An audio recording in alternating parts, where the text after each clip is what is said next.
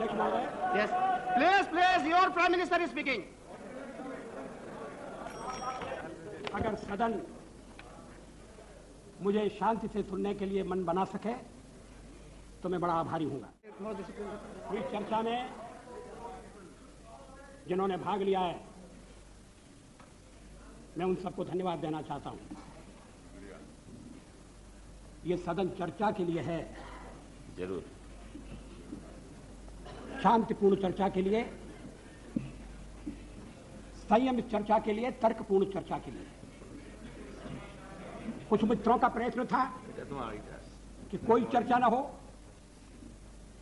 तत्काल वोट ले लिया जाए और वो यहां से निकलते ही कुर्सी पर जाकर बैठ जाए। उधर से आवाज आ रही है कि ऐसा ही होगा, जैसे आप बैठ गए, और आवाज आ रही है कांग्रेस के बेंचों से। हमारे और मित्र थोड़ा सा सावधान रहें। अध्यक्ष महोदय, पार्लियामेंट में मैंने 40 साल गुजारे, ऐसे क्षण बार बार आए। जी राइट। सरकारें बनी हैं, बदली हैं, नई सरकारों का गठन हुआ है। हर कठिन परिस्थिति में से भारत का लोकतंत्र बलशाली होकर निकला है और मुझे विश्वास है कि इस परीक्षा में से भी बलशाली होकर निकलेगा। मैंने 40 साल आलोचना की है, आज भी अधिकांश में आलोचना सुनना पड़ी है। मराठी में एक कहावत है, निंदका से घर असावे शेजारी। निंदक नियरे राखिए आंगन कुटी छवाए। निंदा करने वाले को पास में रखना चाहिए, चापलूस नहीं तो बिगाड़ देंगे। अगर निंदक रहेगा तो बिना साबुन और पानी के सफाई करता रहेगा। जिन मित्रों ने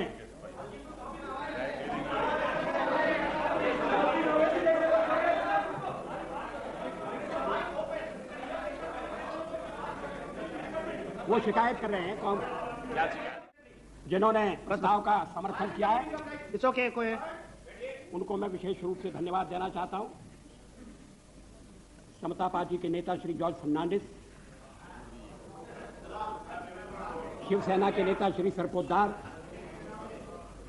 अकाली दल के नेता बरनाला जी और हरियाणा पार्टी के जयप्रकाश जी, इन सब ने प्रस्ताव का समर्थन किया है। जिन्होंने आलोचना की है मैं उनकी आलोचना का उत्तर दूंगा, मगर मैं विशेष रूप से श्री मरसोली मारान, थिरु मरसोली मारान, उनका उल्लेख करना चाहता हूं।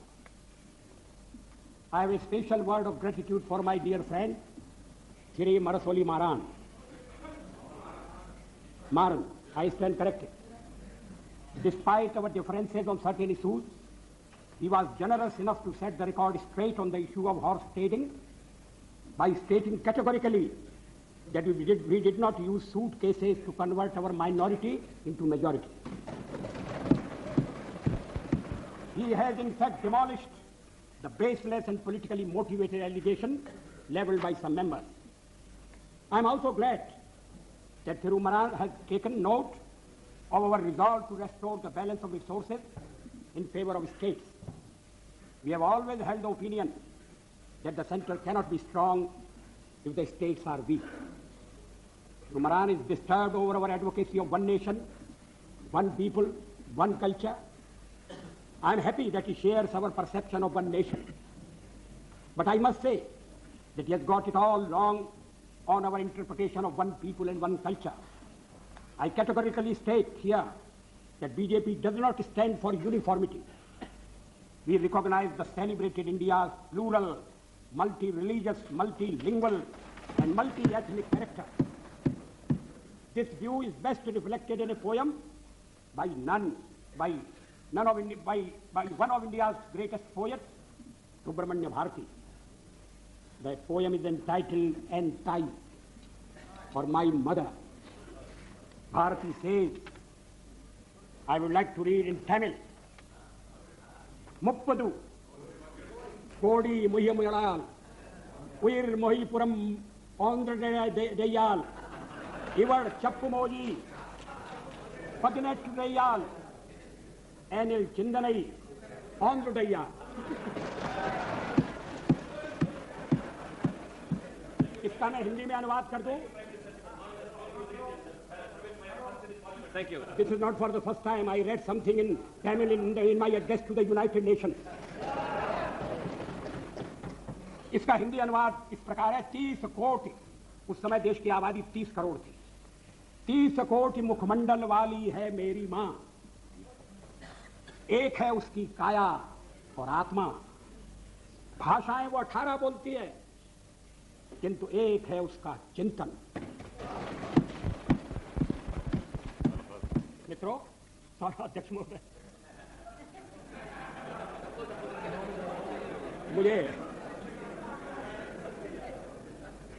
मुझ पर आरोप लगाया गया है और यह आरोप मेरे हृदय में घाव कर गया है.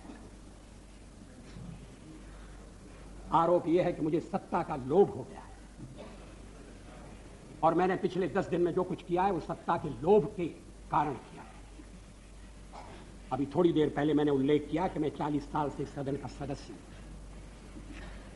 सदस्यों ने मेरा व्यवहार देखा है, मेरा आचरण देखा है. जनता दल के मित्रों के साथ मैं सत्ता में भी रहा हूं. कभी हम सत्ता के लोभ से गलत काम करने के लिए तैयार नहीं. यहां श्री शरद पवार बैठे हैं. जब मेरे मित्र जसवंत सिंह जी भाषण कर रहे थे तो शरद पवार नहीं थे.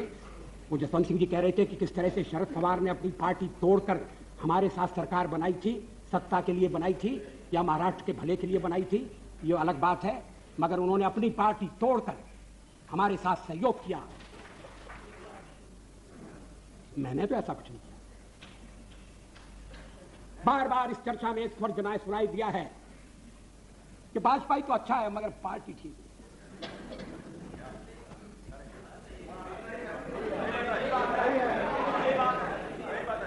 अच्छा, तो अच्छे वाजपेयी का आप क्या करने का इरादा रखते हैं?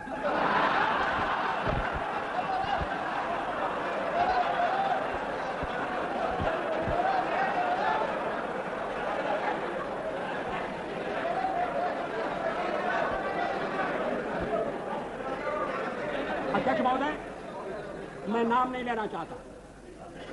मैं शरद जी का भी नाम नहीं लेना चाहता. लेकिन पार्टी तोड़कर सत्ता के लिए नया गठबंधन करके अगर सत्ता हाथ में आती है तो मैं ऐसी सत्ता को चिमटे से भी छूना पसंद नहीं करता. नभी तो मरणादस्मि केवलम दूषितो यशः. भगवान राम ने कहा था, मैं मृत्यु से नहीं डरता, अगर डरता हूं तो बदनामी से डरता हूं, लोकापवाद से डरता हूं. 40 साल का मेरा राजनीतिक जीवन खुली किताब है. लेकिन जनता ने जब भारतीय जनता पार्टी को सबसे बड़े दल के रूप में समर्थन दिया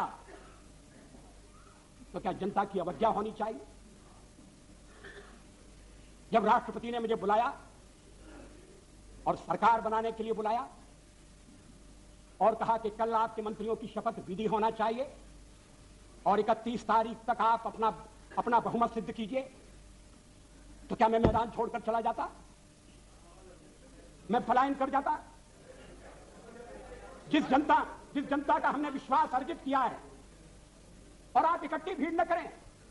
मैं अलग अलग पीछे अब जब मैंने चर्चा आरंभ की थी तब इसका स्पष्टीकरण किया था. क्या यह तथ्य नहीं है कि हम सबसे बड़े दल के रूप में उभरे? अब जो और तर्क दिए जा रहे हैं मैं उन पर आऊंगा. क्या मैं राष्ट्रपति महोदय से कहता कि नहीं, पहले मुझे जरा बात कर लेने दो.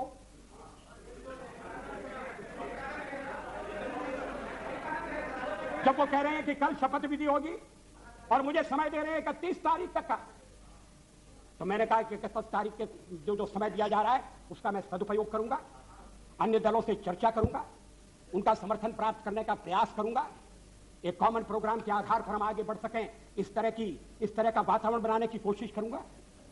इसमें क्या आपत्ति की बात है? इसमें कौन सा सत्ता का लोभ है? और फैसला केवल मेरा अकेला नहीं था, पार्टी का फैसला था। अध्यक्ष महोदय, आखिर जब एक बार 31 तारीख शक्ति परीक्षण के लिए तय हो गई और शक्ति परीक्षण पार्लियामेंट में ही हो सकता है, राष्ट्रपति भवन में या राजभवन में हो, या तो इसका तो हमने कभी प्रतिपादन नहीं किया, तो सदन की बैठक बुलाना जरूरी था। सदन की बैठक में राष्ट्रपति का अभिभाषण जरूरी था। हम तो कोई और भी काम रख सकते थे, कम से कम राष्ट्रपति को उनके अभिभाषण के लिए धन्यवाद देने का काम तो रख ही सकते थे। लेकिन ऐसा आपने ऐसा नहीं होने दिया, और मैंने भी संदेह पैदा हो इसलिए इस बात पर जोर नहीं दिया। जल्दी से जल्दी पहला अवसर, और इसलिए 27 तारीख और 28 को आज फैसला होने जा रहा है। हम बल दे सकते थे कि नहीं, हमें 31 तक का समय दिया गया है, हम कुर्सी पर बैठे रहेंगे। अध्यक्ष महोदय, कमर के नीचे वार नहीं होना चाहिए, नियत पर शक नहीं होना चाहिए। मैंने ये खेल नहीं किया है, मैं आगे भी नहीं करूंगा। लोकतंत्र एक व्यवस्था है। अब कहा, अब गिनाया जा रहा है आपको कितने % वोट मिले। हमने जो वेस्टमिनिस्टर की पद्धति अपनाई है उसमें वोट नहीं गिने जाते हैं, प्रतिशत नहीं देखा जाता है, उसमें सीटें देखी जाती हैं। दोनों काम साथ नहीं हो सकते। ये कोई लिस्ट पद्धति वाला प्रोपोर्शनल रिप्रेजेंटेशन नहीं है। और मैं इस पद्धति के दोषों को पहले से इंगित करता रहा हूं। कभी कभी ऐसा हो सकता है कि जिस दल को देश में बहुमत न हो, वो दल अधिक सीटें लेने में सफल हो जाए। कभी कभी ऐसा भी हो सकता है कि वोट ज्यादा हो और सीटें कम हो। 1% वोट के अंतर से केरल में संयुक्त सरकार बनी, एक सरकार हट गई, 1% वोट का फर्क है। अब ये जो सीटों का अंतर है, इसको मानकर चलना पड़ेगा। इस समय आपके वोट कितने, तो फिर मैं गिनाता हूं आपके अलग अलग वोट कितने, और वो गिनती आपके लिए घाटे की गिनती होगी। लेकिन आप कह रहे हैं कि नहीं, हम तो इकट्ठे हो रहे हैं। किस लिए इकट्ठे हो रहे हैं? क्या देश में स्थिर सरकार देने के लिए इकट्ठे हो रहे हैं? जवाबदेह सरकार देने के लिए इकट्ठे हो रहे हैं? मैं फिर उसको दोहराना नहीं चाहता। आपका अभी तक कार्यक्रम नहीं बना है। कार्यक्रम को लेकर आप जनता के पास नहीं गए। जिस जनादेश की आप बात कर रहे हैं, % वोट की बात कर रहे हैं, वो अलग अलग प्रदेशों में मिला है, अलग अलग कारणों से मिला है। तमिलनाडु में मेरा तो कोई झगड़ा नहीं था डीएमके से, लड़ाई तो कांग्रेस से थी। और यही स्थिति आंध्र में हुई। आंध्र में हम तो लड़ाई में कहीं नहीं थे, लड़ाई हो रही थी कांग्रेस के साथ, और कहते जनाधिकार हमारे खिलाफ चला गया। ये कैसा जनाधिकार है? आप कह रहे हैं, दबे दबे कह रहे हैं, साफ साफ कहिए, खुलकर कहिए कि हम किसी भी कीमत पर आपको सत्ता में नहीं आने देंगे। ये भाषा ठीक नहीं है। इस भाषा के पीछे जो भावना है वो और भी गलत है। हिटलर का हुआ खड़ा किया जा रहा है इस सदन में, फासिस्ट वाद पैदा हो रहा है। इस तरह की, यहां जो पहली बार सदन में आए हैं, जिन्हें सदन की मर्यादा का भी पता नहीं है, वो इस तरह की भाषा बोल रहे हैं। मैं 40 साल से हूं पार्लियामेंट में। हम दल के रूप में काम कर रहे हैं, लोकतंत्र के आधार पर कर रहे हैं। हम चुनाव लड़ते हैं।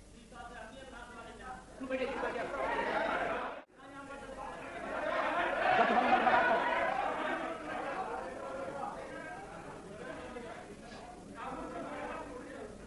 जनादेश कांग्रेस के खिलाफ है। कांग्रेस की संख्या आधी रह गई है। अलग अलग क्षेत्रों में अलग अलग ढंग से लोगों ने अपनी राय प्रकट की है। अब सब अगर इकट्ठे आ रहे हैं और कांग्रेस का समर्थन प्राप्त कर रहे हैं, और कांग्रेस समर्थन देने को तैयार है। कल मेरे मित्र श्री जॉर्ज फर्नांडिस ने जो कुछ कहा, मैं उसको दोहराना नहीं चाहता।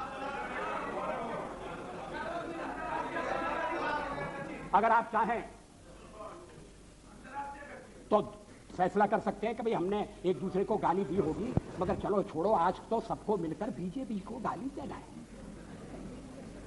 अगर ये सामूहिक निर्णय है, मुझे कुछ कहना नहीं है, लेकिन इस तरह का निर्णय नकारात्मक होगा, इस तरह का निर्णय प्रतिक्रियात्मक होगा, इस तरह का निर्णय केवल हमें आने से रोकने के लिए होगा और ये लोकतंत्र को स्वस्थ बनाने वाली परंपरा नहीं डालेगा। ये आज मैं आपको चेतावनी देना चाहता हूं। हम तो प्रतिपक्ष में बैठने के लिए तैयार हैं। अध्यक्ष महोदय, जब मैं राजनीति में आया मैंने कभी सोचा भी नहीं था कि मैं एमपी बनूंगा। मैं पत्रकार था और ये राजनीति, जिस तरह की राजनीति चल रही है, मुझे रास नहीं आती।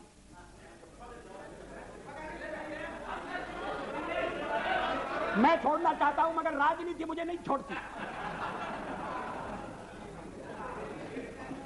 विरोधी दल का नेता हुआ, आज प्रधानमंत्री हूं,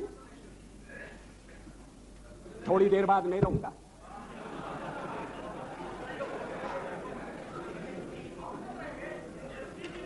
प्रधानमंत्री बनते समय कोई मेरा हृदय आनंद से उछलने लगा, ऐसा नहीं हुआ। और सब कुछ छोड़ छाड़ कर जब चला जाऊंगा तब भी मेरे मन में किसी तरह की म्लानता होगी, ऐसा आप सब समझिए। लेकिन फिर मैं कुछ मुद्दों को उठाना चाहता हूं। हमारे फिर एक दूसरा आरोप लगाया जा रहा है, आरोपों की झड़ी लगाई जा रही है। आपने अनेक महत्वपूर्ण मुद्दों को छोड़ दिया। राष्ट्रपति के अभिभाषण में राम मंदिर की चर्चा नहीं है, 370 धारा समाप्त करने का उल्लेख नहीं है, और शादी ब्याह के समान कानून बनाने के बारे में भी जिक्र नहीं है। आपने स्वदेशी का भी परित्याग कर दिया और ये बातें इस तरह से कही गई हैं जैसे ये बातें कहने वाले हमारे इस परित्याग से बड़े दुखी हैं। वो तो इन बातों की आलोचना करते रहे हैं, हमें इसलिए दोषी ठहराते रहे हैं कि हम राम मंदिर बनाना चाहते हैं। 370 हम खत्म करने की बात कर रहे हैं, हम देश की एकता कैसे कायम रखेंगे? शादी ब्याह का समान कानून हो, भले ही संविधान में लिखा हो, भले ही सुप्रीम कोर्ट ने मोहर लगा दी हो, आप कैसे कह सकते हैं? अगर आप कहेंगे तो आप देश की एकता के तोड़क होंगे। और हम अगर कहते हैं कि नहीं, ये हमारे इस समय के कार्यक्रम में नहीं है, हाँ इस समय का इसलिए कि हमें बहुमत नहीं है। हाँ सही है, कोई छुपाने की बात नहीं। बहुमत मिलने से करते आखिर हम बहुमत के लिए लड़ रहे हैं। ये है cat out of bag, now cat is out of bag. आखिर हमें जो जनमत मिला है, अगर आपको उस जनमत ने स्वीकार कर दिया है तो हमें भी पूरी तरह स्वीकार नहीं किया। हम तो बहुमत चाहते थे लेकिन बहुमत हमें नहीं मिला। अब हम सबसे बड़े दल के रूप में उभरे हैं तो हमारा प्रयास है कि कोई आम सहमति से कोई चीज बने, कोई चीज चले, और इसीलिए हमने विवाद की बातों का उल्लेख नहीं किया। इस पर क्या आपत्ति है? अभी यूनाइटेड फ्रंट बनने जा रहा है, बहुत अच्छा, बन गया तो बहुत अच्छा है। अभी कार्यक्रम बनने वाला है, वो भी बन गया, तो क्या उस कार्यक्रम में मार्क्सिस्ट पार्टी की जितनी भी विचारधारा है, मार्क्सिस्ट पार्टी का जितना कार्यक्रम है, वो ज्यों का त्यों पूरे का पूरा समाविष्ट कर लिया गया है? और अगर कर लिया गया है तो मार्क्सिस्ट पार्टी फिर सरकार से दूर क्यों रह रही है? जब संयुक्त मोर्चा बनता है, जब अनेक दल निकट आते हैं, साथ आते हैं, तो फिर हर एक को कुछ ना कुछ चीज छोड़ना पड़ती है। 1977 में भी हम 370 के समर्थक, 70 को समाप्त करने के समर्थक थे। रामविलास जी पासवान बैठे।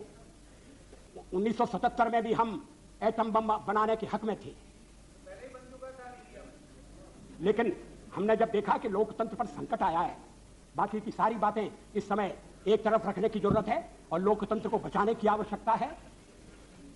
इमरजेंसी के कारण लोकतंत्र खतरे में पड़ा था, देश एक जेल खाने में बदल गया था। हमने कहा कि मिलकर चलें और इस आने वाले अधिनायकवाद को रोकें। किसी ने हमको उस समय नहीं कहा कि आप 370 कहां छोड़ाए, किसी ने नहीं कहा, और ठीक नहीं कहा। जब आप संयुक्त मोर्चा बनाएंगे तो हर एक पार्टी को थोड़ा थोड़ा अपना छोड़ना पड़ेगा, अपना थोड़े अपने विचारों को, कार्यक्रमों को अलग रखना पड़ेगा।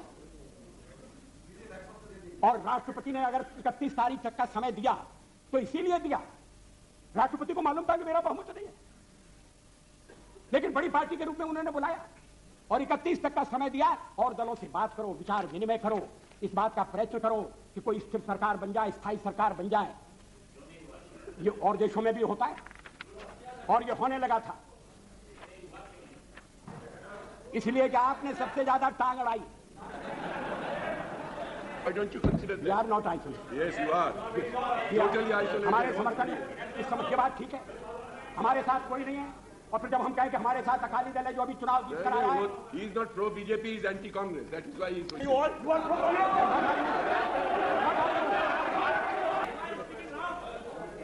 I am also entitled to respect. What the Honorable Prime Minister is saying all the time, as if it was our solemn obligation to keep him in power. That is what we have been trying to find out from yesterday. If the majority of the members are not supporting you, is it the fault of the members? Other members who are not supporting you? I have got my own perception. I have got my own policies and programs. He is all the time accusing others as if we are entering into some combination. Does that justify him to remain in power without having the majority? Is this the way you are? कल से मैं आलोचना सुन रहा हूं और जरा सी आलोचना इनसे सहन नहीं हो रही है।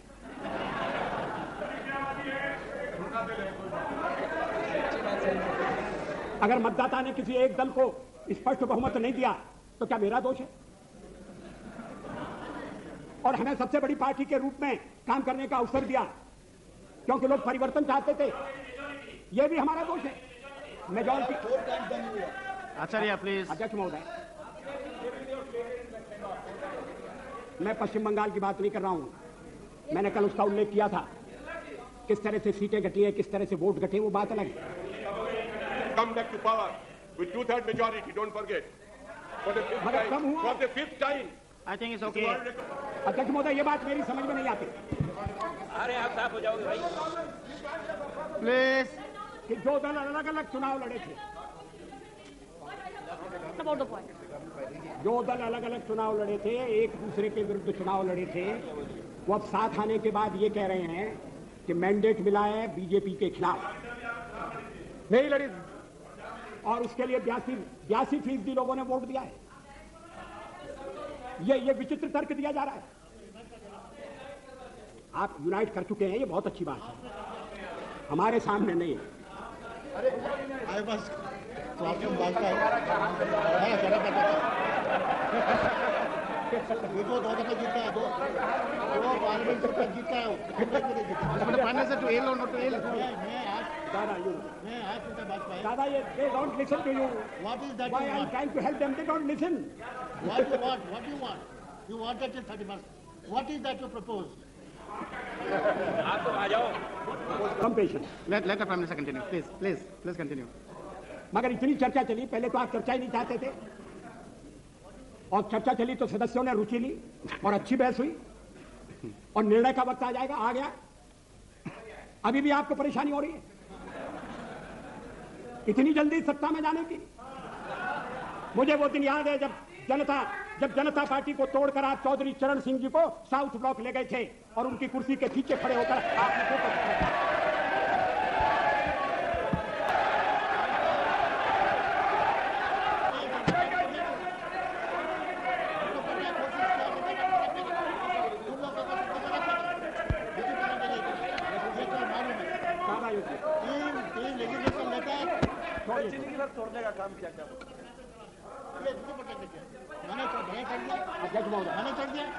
अरे मिस्टर पटनायक, प्राइम मिनिस्टर बोल रहे हैं। Mister Patnaik please sit down, let the prime minister continue please. अध्यक्ष महोदय, मुझे अपना बहुमत बनाने के लिए जो समय मिला था मैंने उसका उपयोग किया। मैंने अनेक दलों से अलग अलग बातें की। कुछ दल हमारे साथ आए हैं, कुछ दलों ने अपनी कठिनाई प्रकट की है, कुछ दलों का कहना है कि आपके साथ आने में हमें एक ही आपत्ति है कि हमारे कुछ वोट जाने का खतरा है। भारतीय जनता पार्टी के सहयोग के कारण अगर वोट जाते हैं, मैं समझ सकता हूं कि तो हर राजनीतिक दल को वोटों की चिंता करनी है, मगर ये वोटों का खेल किस सीमा तक जाएगा, किस हद तक जाएगा? क्या इसके सामने देश हितों की उपेक्षा कर दी जाएगी? हम माइनॉरिटीज की बात करते हैं कि उन्हें पूरा संरक्षण मिलना चाहिए, बराबर का अवसर मिलना चाहिए, अधिकार होना चाहिए, तो हमें कहा जाता है कि हम जो कुछ कहते हैं उस पर आचरण नहीं करते। आखिर सदन में बातचीत हो सकती है, चर्चा हो सकती है, जिन प्रदेशों में हमारी सरकारें मिली है बनी है वहां आचरण हो सकता है, और आप हमें केंद्र में समय देकर देखो और हम सारी बातें अमल में लाकर दिखा देंगे। मगर ये मेरी समझ में नहीं आया कि जो सबसे बड़ी माइनॉरिटी है उसकी तो चिंता है, मगर जो 2% है, अभी बरनाला जी का दर्द आपने सुना, उसकी पीड़ा नहीं। अध्यक्ष महोदय, मुझे वो दिन याद है, दिल्ली में दंगों के बाद और सिख भाइयों के कत्लेआम के बाद मेरा भी भाजपा का एक कार्यकर्ता मुझसे रात के अंधेरे में मिलने के लिए आया। मैं उसको पहचान नहीं सका क्योंकि उसके बाल कटे हुए थे, उसके केश कटे हुए थे, दाढ़ी कटी हुई, केश कटे हुए थे। मैंने कहा तुम वही हो? तुमने ये क्या रूप बनाया? रात में क्यों आए हो? चुप कर क्यों आए हो? चोरी छिपे क्यों आए? कहा मैं दिन में आपके पास नहीं आ सकता, मैं केश धारण करके बाहर नहीं निकल सकता, इसलिए मैंने केशों की बलि चढ़ा दी है। मैंने दाढ़ी से भी मुक्ति मांग ली है और मैं रात को आया हूं आपके पास अपना दुखड़ा रोने के लिए, अपनी व्यथा रोने के लिए। उस समय हमने दिल्ली के सिखों की वकालत की थी, चुनाव में हमें घाटा हुआ। सिख विरोधी भावना भड़काकर कांग्रेस ने सत्ता किया, हमने ऐसा बात कभी नहीं किया।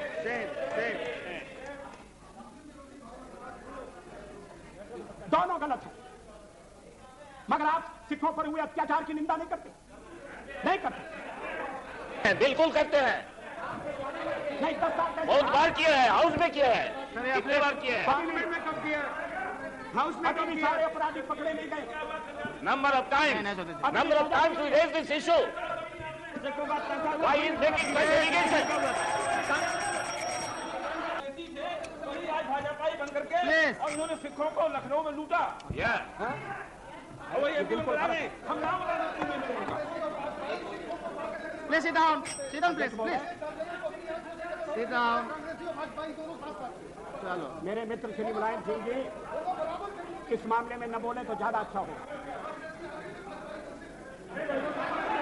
उनके शासनकाल में प्लीज सिट डाउन, उनके शासनकाल में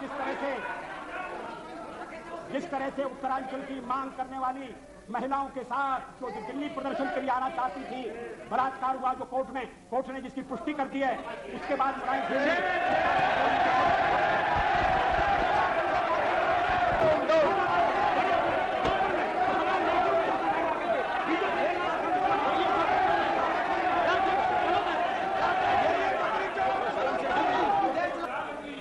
सूरत की चर्चा करें जहां भाजपा के लोगों ने मुसलमान लोगों को रखा हुआ है। महिलाओं के साथ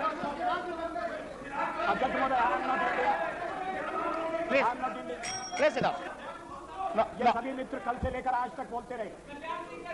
अब मेरी बारी आई है तो ये मेरा मुंह बंद करना चाहते हैं, ये होने वाला नहीं है। और अगर संख्या बल के आधार पर ये करने का आप प्रयास करेंगे तो हमें सदन के बाहर ये विचारों की लड़ाई ले जाना पड़ेगी। अध्यक्ष महोदय, मैं फिर प्लीज जहां से मैंने आरंभ किया था वहां अपने भाषण को ले जाना चाहता हूं।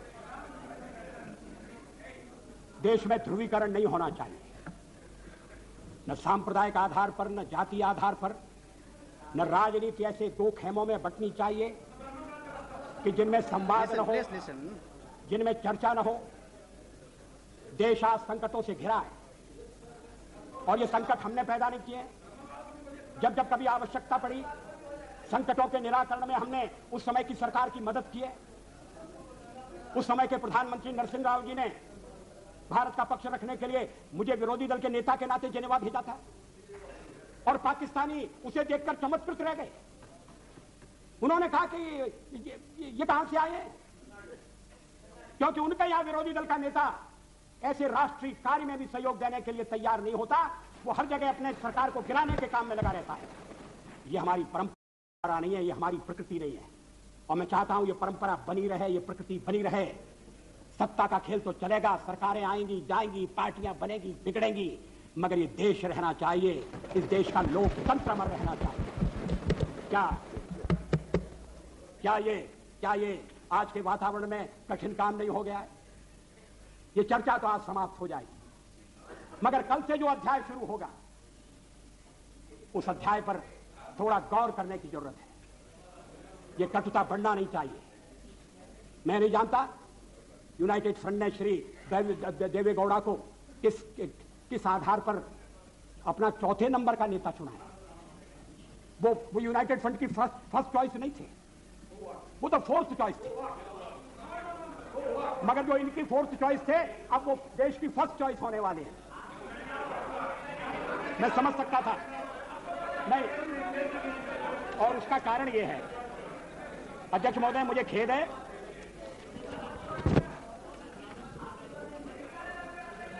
खेद है कि इस चर्चा में ऐसे संगठनों का नाम लिया गया, उन्हें यहां घसीटने की कोशिश की गई जो स्वतंत्र संगठन है, जो अपने राष्ट्र निर्माण में चरित्र निर्माण के काम में लगे। मेरा इरादा, मेरा उल्लेख आरएसएस से है। आरएसएस के विचारों से किसी का मतभेद हो सकता है, लेकिन आरएसएस पर जिस तरह के आरोप लगाए गए उन तरह के आरोपों की कोई आवश्यकता नहीं थी। और कांग्रेस पार्टी में और दलों में भी आरएसएस के रचनात्मक काम के लिए लोगों के दिलों में आदर है, सहयोग है। अगर वो दुखियों की बस्ती में जाकर काम करते हैं, अगर वो जाकर आदिवासी इलाकों में शिक्षा का प्रसार करते हैं, तो इसके लिए उनका अभिनंदन होना चाहिए, इसलिए उनको पूरा सहयोग दिया जाना चाहिए। अध्यक्ष महोदय, और यूनाइटेड फ्रंट में भी आप जिन्हें नेता बनाने जा रहे हैं श्री देवेगौड़ा जी, वो भी आरएसएस की अच्छाइयों से परिचित हैं और आरएसएस की प्रशंसा कर चुके हैं। अभी आरएसएस की 20th एनिवर्सरी हुई थी। आरएसएस की ओर से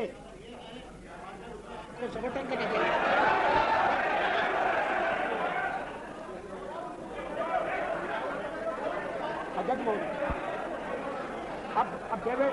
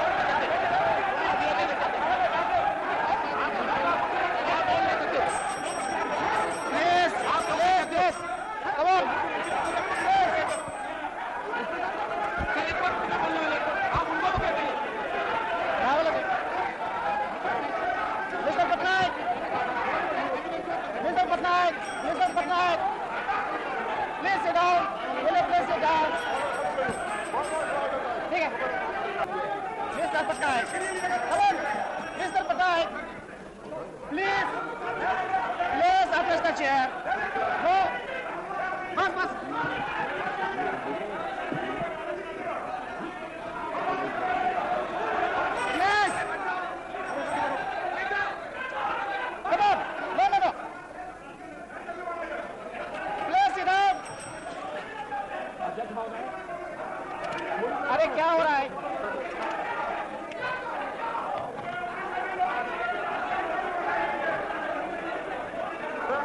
कल मंत्रिमंडल बन जाएगा, आज खड़े होते हैं साथ में।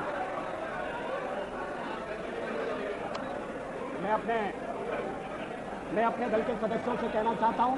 हो गया भाई, हो गया। Enough, enough. No, it's enough. Enough. एक और था जिसमें हमारे दलित पिछड़े थे, ये नहीं है।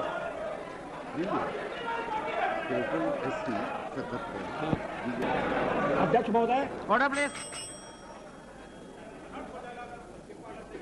मेरे मित्रों को समझना चाहिए कि मैं भी मैं भी निर्वाचित होकर आया हूं। उन्हें यह भी समझना चाहिए कि मैं सबसे बड़ी पार्टी के नेता के नाते राष्ट्रपति महोदय द्वारा प्रधानमंत्री नियुक्त हुआ हूं।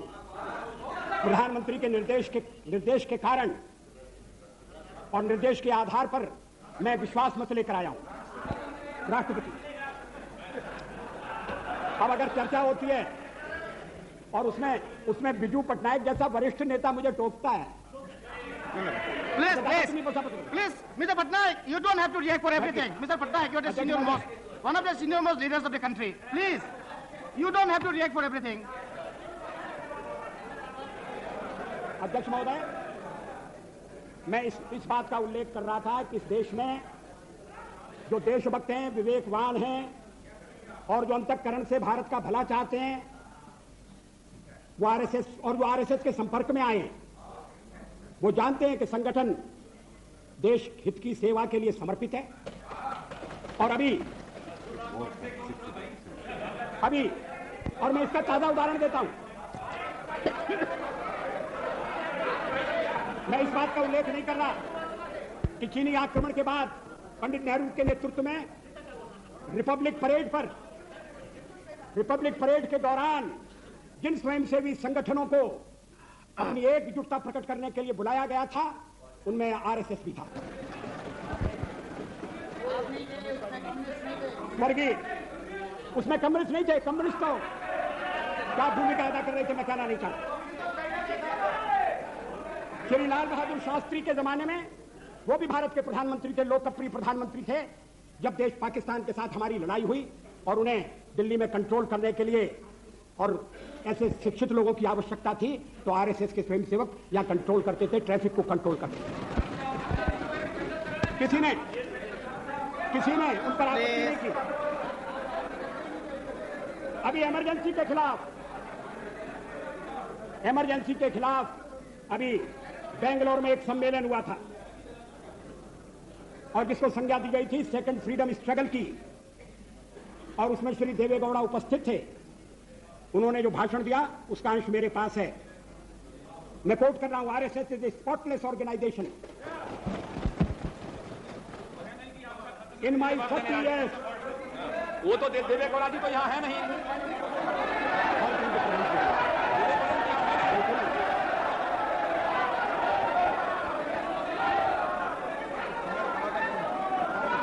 Speaker sir, allow the Prime Minister to speak.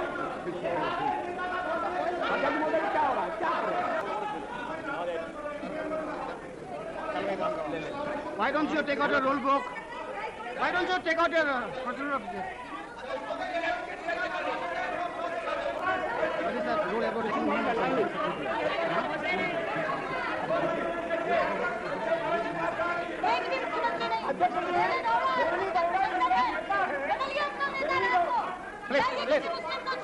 Please.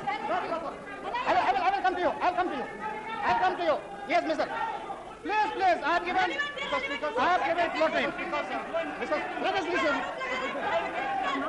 Mr. Speaker, sir. Yes. Mr. Lodha. Justice Lodha. I have given time to him.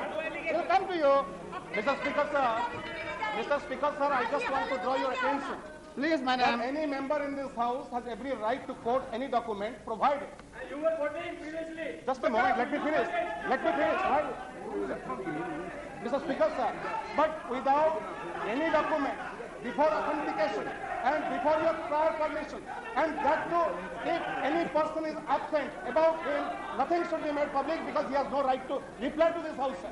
Therefore, the Honorable Prime Minister, who was telling that he is having 40 years... Come on, under what rules? So, he is quoting one document. Your point of order is under what rules? I said already... Come on. 115, sir. Under Rule 115, sir, the member which is once misquoting and directing this and unnecessarily making this allegation against Mr. Davegaula having no relevance, and the recording is absolutely false and fabricated. He is trying to malign Mr. Davegaula in a manner that he is trying to make confusion among the United Front. That is his intent. And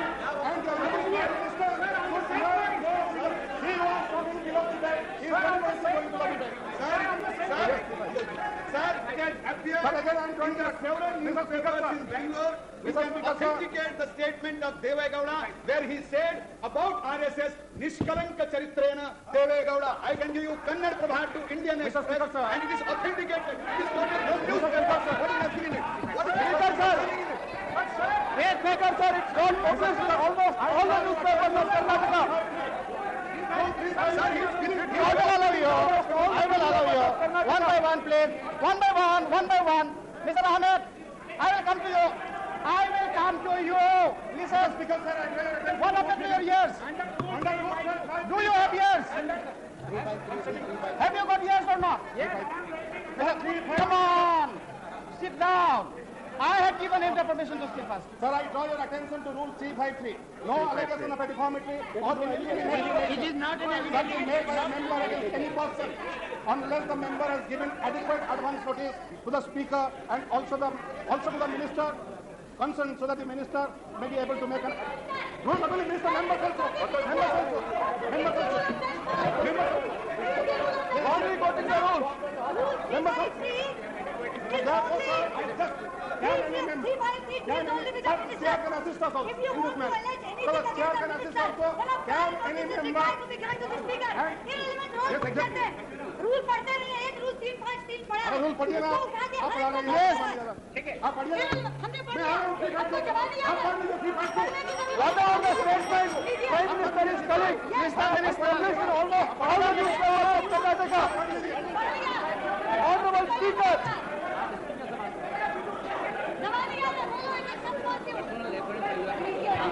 But again, sir, he goes to categorical mistake. Reference, a member while speaking is not. A member while speaking is not. Refer to any matter. The judicial decision is pending. Make personal reference by your...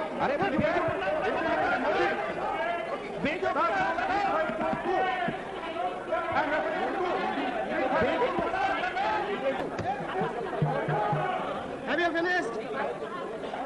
Mr. Jena, have you finished? Anyway, you have finished. Honorable Speaker, let us listen to him. Sir, the rule 353 is very clear. No allegation of... Questions to be decided. You know, I think it will be... I don't like to give a final ruling on that. If the Prime Minister can avoid it at the moment. Yes. I'm sorry. Will you allow me to? Yeah, Prime Minister. Just moment. मैं बेंगलोर में आयोजित एक समारोह का उल्लेख कर रहा हूं।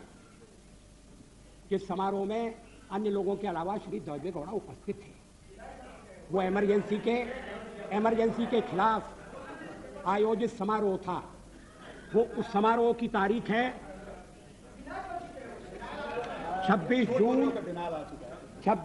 1995। अगर श्री देवे गौड़ा का बयान गलत होता, अगर जो अखबार में छपाए और क्या सब अखबारों में गलत बयान छपता? आप सुनिए। प्लीज। अध्यक्ष महोदय, इस बयान का कोई खंडन नहीं आया। श्री देवे गौड़ा अगर इस बयान को गलत समझते, अगर ये मिस रिपोर्ट हुआ है तो खंडन भेज सकते थे, क्लैरिफिकेशन भेज सकते थे। ऐसा तो उन्होंने नहीं किया। अब अध्यक्ष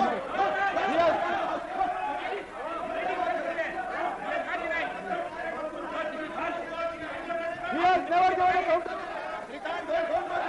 The statement has come in all the newspapers. It has come in almost all the newspapers of Karnataka. This statement has never been denied. It has never been contradicted. It stands as it is. We have never seen any contradiction. Show me the contradiction. We don't have any permission. Yeah, we have the statement. how can you prevent him from reading this? Joshi, Mr. Prime Minister, now the Honorable Member, Mrs. Jena, is now on record. Please. अरे सुनो भाई, आप लोग क्या बात कर रहा है? Sir, we have an audio and video cassette of that program. We have the audio and video cassette of that program. What he is saying. I'm ready to submit to the House the audio and video cassette of the program. When are they going to say it? We have audio and video cassette. What he's talking about? Yes, we are. He's misleading the House. I can give you the audio and video cassette of the program. The House should not come to this level. I can give the audio and video cassette. हमने programme किया, we organize the program. He can't go around this. I have the audio and video cassette. I didn't give it to him.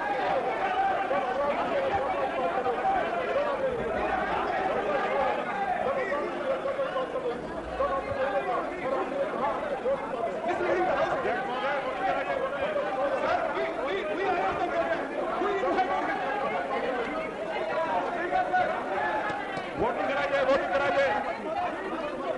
अरे बैठिए ना, बैठो, हमको कुछ काम करने दो, बैठो ना, बैठो।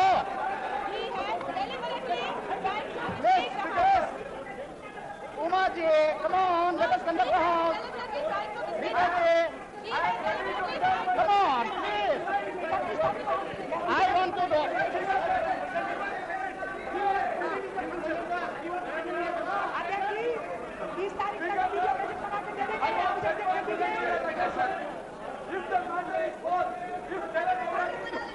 No minister. No minister is speaking. बाबा, दो मिनिस्टर को बोलने दो, कानून मंत्री जी को बोलने दो। Are you finished?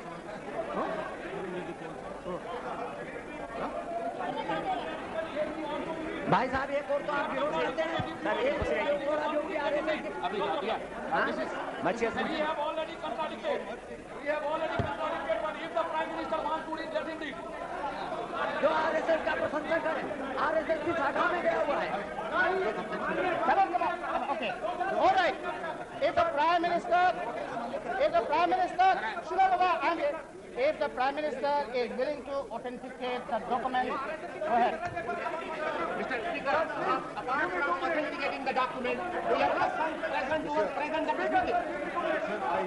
I submit only one thing. Prime Minister is agreed. I submit only one thing by your consideration. Yeah. It is not a small thing that has been said, sir, that the Prime Minister authenticated the document.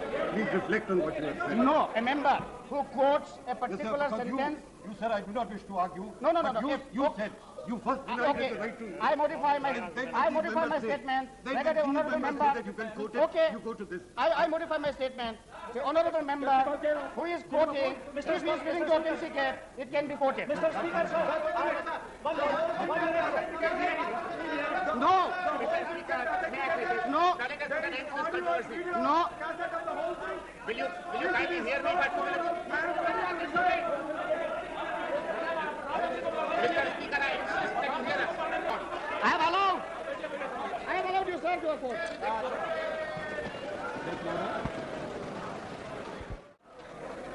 How much time is kept? I am not responsible for this. I am sorry.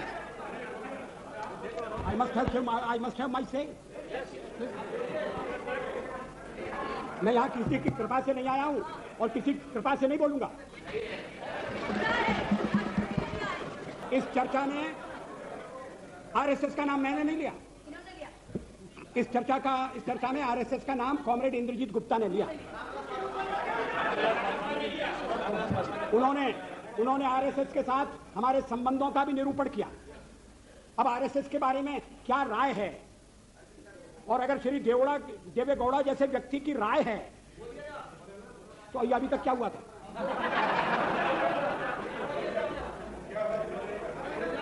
अध्यक्ष महोदय,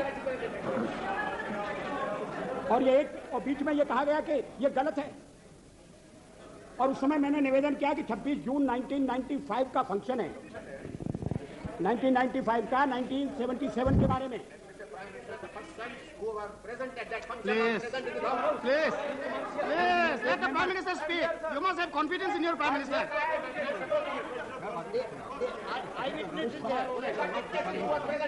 उस समारोह में ठीक है ना। Sir, due respect to every time you say your Prime Minister. Our Prime Minister. Prime Minister is Prime Minister. Okay, Prime Minister. Till then, you should not say your Prime Minister. Prime Minister, yes. Please. अध्यक्ष महोदय, RSS ये देवेगौड़ा ने जो कुछ कहा वो इस प्रकार है। RSS is a spotless organization. In my 40 years long political life, not even once I have criticized RSS. The Chief Minister said that he is telling this with utmost responsibility. He said that he has no two opinions regarding RSS active role during emergency. People who were with Mrs. Gandhi during emergency, who praised her, who appreciated emergency, they are today with us and enjoying power. But RSS is the only organization without any black spot. Others have wavered this or that way, Shri Gowda said. अध्यक्ष महोदय, ये मैं देवे गौड़ा की निंदा के लिए नहीं कह रहा हूं। देवे गौड़ा ने आरएसएस का मूल्यांकन किया, सही मूल्यांकन किया, इसके लिए मैं उनकी प्रशंसा करना चाहता हूं। और आप चाहते हैं कि उनकी प्रशंसा भी सदन में न सुनी जाए और किसी एक अखबार में नहीं छपा, तमाम अखबारों में छपा। और जैसा मैंने कहा उस समय किसी ने खंडन नहीं किया। अध्यक्ष महोदय, एक बात और इस चर्चा में कही गई जिसका मैं उत्तर देना चाहूंगा कि भारतीय जनता पार्टी को व्यापक जन समर्थन प्राप्त नहीं है। Cow belt, I don't know where ये काऊ बेल्ट है, काऊ बेल्ट का समर्थन है। जो काऊ बेल्ट जिससे कहा जाता है उसको इस तरह से सदन में उल्लेखित करना, किस क्षेत्र की आप बात कर रहे हैं? हरियाणा में हम हरियाणा में जीते, हमने कर्नाटक में समर्थन प्राप्त किया है। और ये ठीक है कि केरल में और तमिलनाडु में हम उतने शक्तिशाली नहीं है, मगर हमारा संगठन है। पश्चिम बंगाल में भी हमें 10% से थोड़ा कम वोट मिला हुआ है। अगर आप वोट की बात करते हैं तो फिर 10% वोट की बात करिए। इस सदन में एक व्यक्ति की पार्टियां, एक व्यक्ति की पार्टी,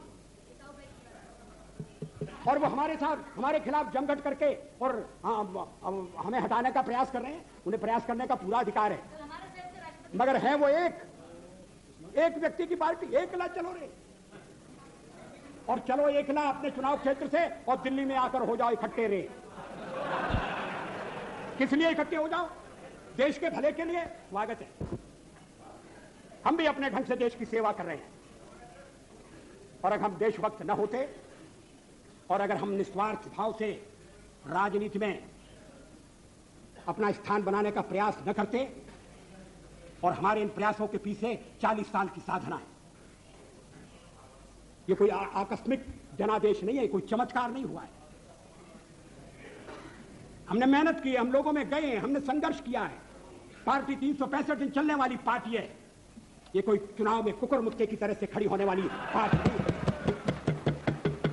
और आज हमें अकारण कटघरे में खड़ा किया जा रहा है क्योंकि हम थोड़ी ज्यादा सीटें नहीं ले सके। हम मानते हैं हमारी कमजोरी है, हमें बहुमत मिलना चाहिए।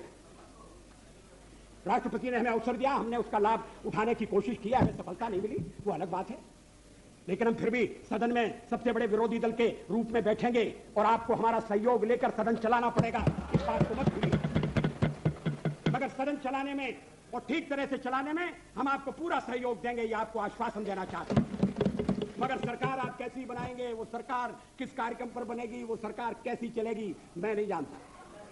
लेकिन जहां तक दलितों का सवाल है, शेड्यूल कास्ट के टोटल मेंबर्स हैं 77 और उनमें से 29 मेंबर्स बीजेपी के चुने गए।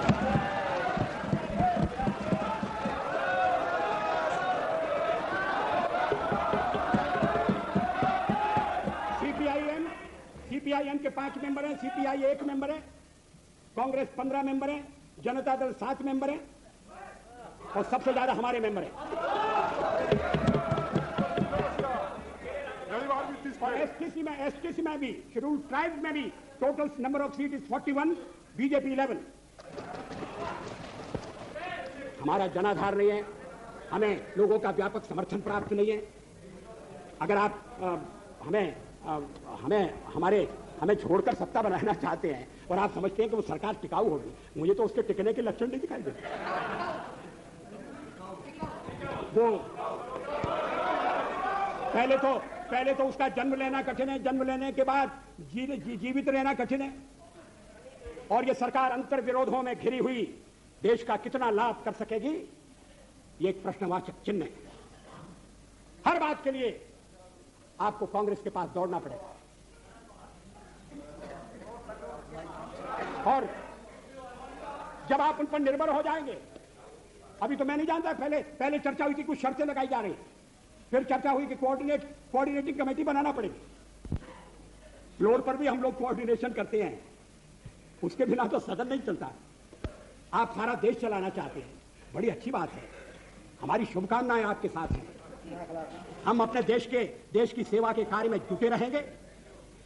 हम संख्या बल के सामने सर झुकाते हैं और आपको विश्वास दिलाते हैं कि जो कार्य हम अपने हाथ में लिया है, वो जब तक राष्ट्रीय उद्देश्य पूरा नहीं कर लेंगे, तब तक विश्राम से नहीं बैठेंगे, तब तक आराम से नहीं बैठेंगे। अध्यक्ष महोदय, मैं अपना त्यागपत्र राष्ट्रपति महोदय को देने जा रहा हूं।